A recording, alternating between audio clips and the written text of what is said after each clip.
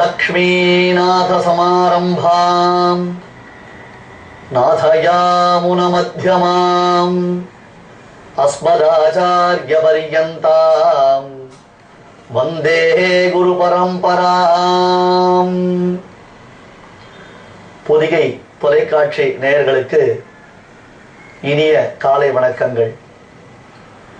திவ்யமான இந்த திருநன்னாள் முதற்கொண்டு எம்பெருமான் ஸ்ரீயப்பதியான சர்வேஸ்வரன், அதாவது திருமகள் கேள்வன் மகாலட்சுமியின் பிராணவல்லபனான ஸ்ரீ மகாவிஷ்ணுவினுடைய அனுகிரக விசேஷத்தினாலேயும் அவன் திருவடியில், அந்த திருவடி தாமரைகளில் மதுவுண்டு மயங்கிய வண்டை போலே எப்பொழுதும் ஆழ்ந்திருக்கக்கூடிய பாகவதோத்தமர்களான பெரியோர்களுடைய ஆசீர்வாதத்தினாலேயும் பகவத் ராமானுஜருடைய பெருமைகளை விளக்கும் ஸ்ரீ ராமானுஜ வைபவம் என்னும் இந்த நிகழ்ச்சி ஆரம்பமாகின்றது.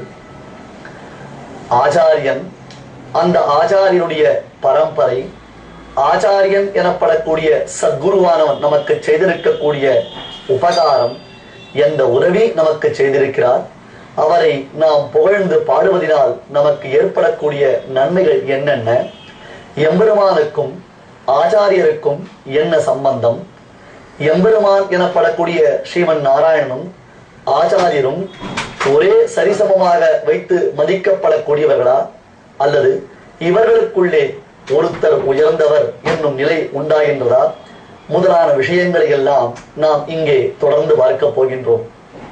தற்பொழுது இந்த 20ஆம் நூற்றாண்டில் பிறந்து வளர்ந்து பலவிதமான காரியங்களை செய்து கொண்டிருக்கக்கூடிய நமக்கு நல்லதொரு விடிவு காலம் வாய்த்திருக்கிறது. அன்பர்களே, அடியேன் சொல்வதை சற்று கவனித்து நீங்கள் கேட்டிருந்தீர்களே ஆனால் என்ன இந்த விஷயம், இதனை நாம் எப்படி அணுகுவது என்பதை அறியலாம். இந்த 20ஆம் நூற்றாண்டு எல்லோருக்கும் இனியதாய் அமைந்திருக்கிறது. பல நல்ல விஷயங்கள், அறிவியல் வல்லுநர்களுடைய புதியதான கண்டுபிடிப்புகள், நாகரிகங்கள், மக்களுடைய வாழ்க்கை முறைகள் என்று எல்லாம் மிகச் சிறப்பாக அமைந்திருக்கின்றன. இவையெல்லாம் நம் வாழ்க்கை தரத்தை உயர்த்தக்கூடியது என்று நாம் கொண்டாடி வருகிறோம். ஆனால் இவை எல்லாவற்றை காட்டிலும் ஒவ்வொருத்தரும், அதாவது மனிதனாக பிறந்து ஒரு விஷயத்தை மற்றவர்கள் சொல்லும் பொழுது அதை தான் ஏற்றுக்கொள்ளக்கூடிய பக்குவம் பெற்ற ஒவ்வொரு மனிதனும் உயர்ந்து உணர்ந்து அனுபவித்து கொண்டாடக்கூடிய ஒரு சிறப்பு அம்சம் என்ன தெரியுமா? ஆம், இனி இந்த 20ஆம் நூற்றாண்டில் 2 வருடங்களில் பகவத் ராமானுஜருடைய 1000வது திருநக்ஷத்திர கொண்டாட்டம் நடைபெறப் போகின்றது. ஆங்கிலத்தில் மில்லினம் இயர் என்று சொல்கிறோம் அல்லவா? ஒரு 1000 என்றால் அதற்கு மில்லினம் இயர் என்கிறோம் அல்லவா? அதுபோன்று தான் நாம் பிறந்திருக்கக்கூடிய இந்த காலகட்டத்தில் சுவாமி ராமானுஜர் அவதாரம் செய்து மண்மிசை யோனிகள் தோறும் பிறந்து இந்த மாயவன் கண்ணுறு நிற்கிலும் காணகில்லார் உலகோர்கள் எல்லோரும் அண்ணலி ராமானுஜன் வந்து தோன்றிய அப்பொழுதே நன்னறி ஞானம் தலை கொண்டனர் என்பதாக பெரியோர்கள் புகழ்ந்து பேசுகிறார்கள். இந்த பாசுரத்தின் பொருளை எல்லாம் பின்வரக்கூடிய தொடர்களில் நாம் அனுபவிக்கப் போகிறோம். அத்தகைய பகவத் ராமானுஜருடைய 1000வது திருநக்ஷத்திர கொண்டாட்டம், திருநக்ஷத்திரம் என்றால் பிறந்த நாள் என்பது பெயர். நம்மை போன்ற சாமானியர்கள் பிறந்தால் அது பிறந்த நாள். ஆனால் மகான்களுடைய அவதாரத்தை நாம் சொல்லும் பொழுது திரு நட்சத்திரம், ஆங்கிலத்தில் பர்த் ஸ்டார் என்கிறோம் அல்லவா? அந்த திருநக்ஷத்திரம் 2017ஆம் ஆண்டு கோலாகலமாக உலகத்தவர்கள் அனைவரும் உணரும் வண்ணம் நடைபெறப் போகின்றது. அதற்கு முக உரையாக, ஆம், அதை நாம் அறியும்படியாக அந்த ராமானுஜர் செய்தருளின செயற்கரிய காரியங்கள் என்னென்ன, எதனால் ராமானுஜருக்கு தன்னேற்றம், இந்த ராமானுஜ சம்பிரதாயம் எனப்படக்கூடிய ட்ரெடிஷனல் என்கிறோம் அல்லவா ஆங்கிலத்தில், அந்த ராமானுஜ சம்பிரதாயம் எங்கிருந்து உண்டாயிற்று, இவர்தான் இதனை ஆரம்பித்து வைத்தவரா, இதற்கு முன்பாகவே உண்டா, வேத காலங்களில் இதிகாச புராண காலங்களில் இதை பற்றிய குறிப்புகள் உண்டா எனில் ராமானுஜரின் தனிப்பட்ட பெருமைகள் என்ன என்று ஒவ்வொன்றையும் பரமசுகமாக பெரியோர்களுடைய ஆசீர்வாதத்தினால் சத்தியசங்கல்பனான அந்த எம்பெருமானுடைய பரிபூர்ண கடாட்சத்தினால் நாம் அனுபவிக்க போகின்றோம். இப்பொழுது சொல்லுங்கள், இந்த காலை இந்த விடியல் நமக்கு சம்சாரம் எனப்படக்கூடிய, அதாவது நாம் பலவிதமான பிறவிகளை பிறந்து துயரத்தில் ஆழ்ந்திருக்கக்கூடிய இந்த பிறவியில் நமக்கு இனிக்க கூடியதாகவும் நம்மை மேம்படுத்தக்கூடியதாகவும் நாம் இந்த ஆத்மாவை, அதாவது தேகத்தை எடுத்திருக்கிறோமே, தேக சம்பந்தம் பெற்றிருக்கிறோம் அல்லவா, இந்த ஆத்மாவை நற்கதி அடைந்து அந்த ஆத்மா பரமவரத்தை அடைவதற்கு வழிகாட்டிய வள்ளலாக எல்லோருக்கும் நட்பேற்றை அளிக்கக்கூடிய மகாத்மாவான சுவாமி ராமானுஜருடைய புகழ் பாடக்கூடிய இந்த காலையை விட நமக்கு எந்த காலை சிறப்பாக இருக்க முடியும்? முதலில் ஆச்சாரிய பரம்பரை என்றால் என்ன? குரு வம்சம். காளிதாச மகாகவி ராமருடைய சரித்திரத்தை இயற்றினார். சம்ஸ்கிருதத்தில் காளிதாச மகாகவியினால் இயற்றப்பட்ட அந்த காவியத்திற்கு ரகுவம்சம் என்பது பெயர். ரகு என்னும் அரசனை முன்னிட்டு கொண்டு ஏற்பட்டதான வம்சம், டைனஸ்டி, அதற்கு ரகுவம்ச மகாகாவியம் என்று காளிதாசர் பெயர் வைத்தார். அதுபோன்றே சுவாமி ஸ்ரீ வேதாந்த தேசிகன் கண்ணன் புகழ் பாடக்கூடிய பாகவதத்தில், மகாபாரதத்தில், ஹரிவம்சம் முதலான புராணங்களில் கண்ணன் புகழ் பாடும் அந்த ஒரு காவிய தொகுதியை மட்டும் இயற்றினார்.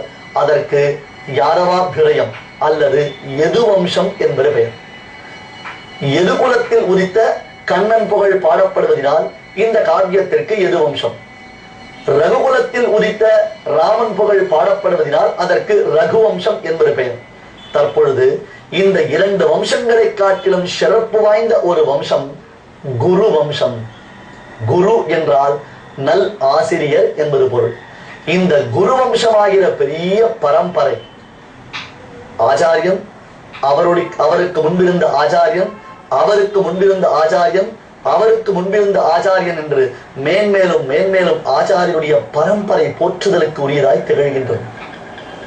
இதனை நினைக்கும் பொழுது என்ன ஒரு ஆனந்தம் உண்டாகும் தெரியுமா? இன்று நமக்கு ஆரம்பம். நீங்கள் போக போக அனுபவிக்க அனுபவிக்க இவ்வளவு பெருமைகள் உண்டா? அடடா, நம் ஆச்சாரியர்களின் வைபவத்தை நாம் இதுவரையிலும் உணராமல் போனோமே. நல்ல வேளை, நம் பிறவி பயனுடைத்ததாக திகழ்கின்றது. ஏனென்றால் இது முதற்கொண்டு ஆச்சாரியன் பெருமைகளை அறியும் பேரு, ஒரு பாக்கியம் நமக்கு கிடைத்திருக்கிறது என்று நீங்கள் ஒவ்வொருவரும் உள்ளுணர்வு பூர்வகமாக ஆனந்தத்தை அடைய போகின்றீர்கள். எனவே குரு என்னும் ஆசிரியர், அவர் நமக்கு செய்திருக்கக்கூடிய உதவிகள் என்ன? குரு என்று நாம் யாரை கொண்டாட வேண்டும்? அப்படி கொண்டாடுவதனால் நமக்கு ஏற்படக்கூடிய பலன்கள் என்ன? இவற்றை நாம் பார்க்கலாம். அதாவது இது ஒரு பெரிய நதி. ஒரு நதி, மழை மேகங்கள் மலையின் மீது நீராக பொழிந்து அந்த மலையில் இருந்து வெள்ளவிட்டு வழிந்தோடிய நதியானது ஆங்காங்கு இருக்கக்கூடிய நகரங்களையும் கிராமங்களையும் பட்டினங்களையும் செழிப்புறச் செய்து கொண்டு அணைக்கட்டுகள் மூலமாக தேங்கி தேங்கி சிறு சிறு வாய்க்கால்கள் மூலமாக பாசனத்திற்காக பாய்ந்து மக்களின் தாபத்தையும் தாகத்தையும் தீர்த்து மகாநதியாக, ஜீவநதியாக கொண்டாடப்பட்டு கடைசியில் கடலில் சென்று சங்கமிக்கின்றதல்லவா? அந்த நதியின் பயண ஓட்டத்தை நாம் ஆராய்ந்து பார்க்கிறோம். அந்த நதி செல்லும் வழியிலெல்லாம் நாம் சென்று பார்த்தோமேனால் வியப்பான பல சம்பவங்களையும் ஆச்சரியமான பல சரித்திரங்களையும் புராணத்தில் பொறிந்துள்ளதான உண்மைகளையும் அனுபவிக்கின்றோமே. அது போன்று தான் நம் குரு பரம்பரை, குரு வம்சம் என்பது இன்றளவும் இந்த பாரதத்தை புண்ணியப்படுத்திக் கொண்டிருக்கக்கூடிய வற்றாத ஜீவநதி. புண்ணியமான தர்மத்திற்கு தன்னிகரற்று விளங்கக்கூடிய பாரத தேசத்தில் எத்தனையோ விதமான சம்பிரதாயங்கள் உண்டு. ஒவ்வொரு சம்பிரதாயத்திற்கு ஒவ்வொரு தன்னேற்றம் காண்பிக்கப்படுகிறது.